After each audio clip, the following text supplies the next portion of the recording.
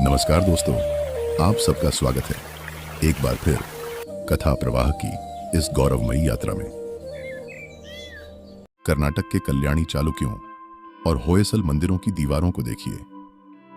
क्या आपको लगता है कि ये पत्थर हैं? नहीं, ये पत्थरों पर लिखी अमर कविताएं हैं। ये रचनाएं कई जाने अनजाने कलाकारों और शिल्पियों की खून पसीने और तपस्या की गाथा है। लेकिन इन्हीं अद्भुत मंदिरों और प्रतिमाओं के पीछे एक ऐसा रहस्य छिपा है जिसने एक महान मूर्तिकार को अपनी ही कला को चुनौती देने पर मजबूर कर दिया। कथा प्रवाह के आज के अंक में सुनिए कहानी उसी अमर वास्तुशिल्पी जकनाचार्य उर्फ जकणाचारी की। 12वीं शताब्दी में एक युवा शिल्पी जकणाचारी अपनी गर्भवती पत्नी और अपने घर परिवार को पीछे छोड़कर निकल पड़ा। जकणाचारी एक बेमिसाल शिल्पी था जिसका लक्ष्य था दुनिया का सबसे भव्य मंदिर बनाना। वर्षों की मेहनत के बाद उन्होंने बेलूर के चेन्नाकेशव मंदिर में भगवान की एक अद्भुत मूर्ति तराशी। लोग मंत्रमुग्ध थे, राजा विष्णुवर्धन खुश थे। जकणाचारी को लगा कि उन्होंने पूर्णता प्राप्त कर ली है। मंदिर के उद्घाटन का दिन आया। लोगों की अपार भीड़ में से एक युवा शिल्पकार उठा। उसने कहा, इस मूर्ति में एक दोष है। पूरा दरबार सन्न रह गया। जकणाचारी का अहंकार जाग उठा।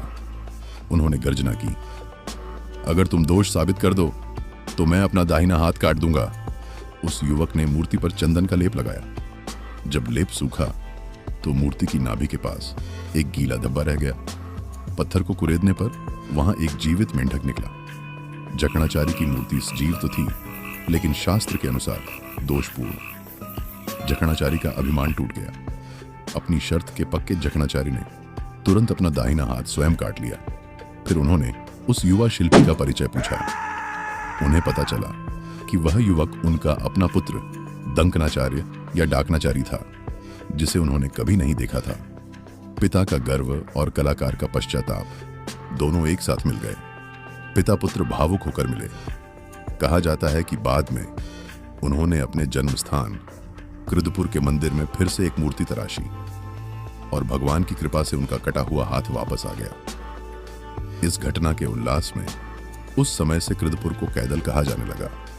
कन्नड़ भाषा में काई का अर्थ हाथ होता है। जकणाचारी को भी अमर शिल्पी कहा जाने लगा। जकणाचारी की कहानी हमें सिखाती है कि कला में अहंकार का कोई स्थान नहीं है। पूर्णता केवल ईश्वर में है। कलाकार तो बस एक माध्यम है।